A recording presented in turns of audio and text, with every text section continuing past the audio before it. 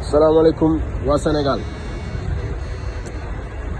salaamaaleykum jigéen góor mag ak ndaw ñun ñëpp maa ngi leen ci seen tur ak seen sant là ñu ngi port de Dakar comme ni ñu koy gisee fii nii la ñuy wax transcontinental c'est-à-dire boo indee sa conteneur nga am ci ay oto ci biir boo bëgg la fay magasinage bu yàgg da ngay ñëw nga ubbi ko fii bàyyi leen oto yi waa compagnie bi jëlaat seen conteneur nga leen di fay ñoom seen magasinage par jour quoi.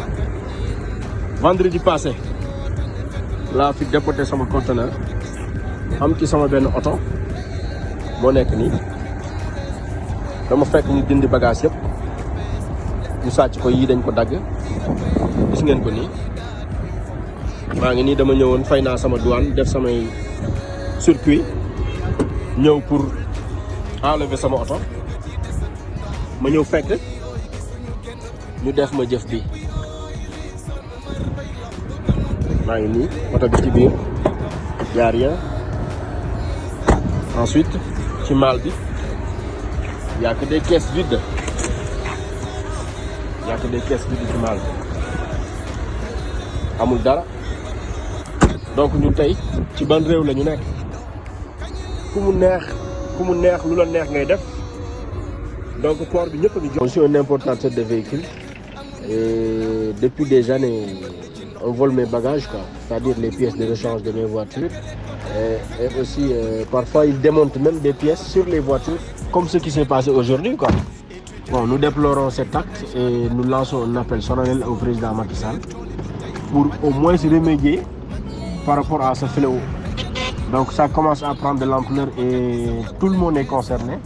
Si toutefois on t'envoie une voiture, là il faut catégoriquement noter que tu ne vas pas récupérer les pièces de rechange et en outre aussi les pièces de la voiture quoi, les crics, roue de secours, etc. Ils prennent tout. Et c'est pas normal, c'est pas du tout normal ce qui se passe dans le port de Dakar. Voilà.